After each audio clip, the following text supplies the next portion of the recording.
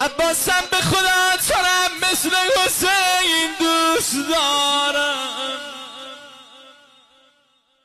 عباس تو میگی مادر نداری، اما نه، مادر تو ام البنین مدینه چشم راغته.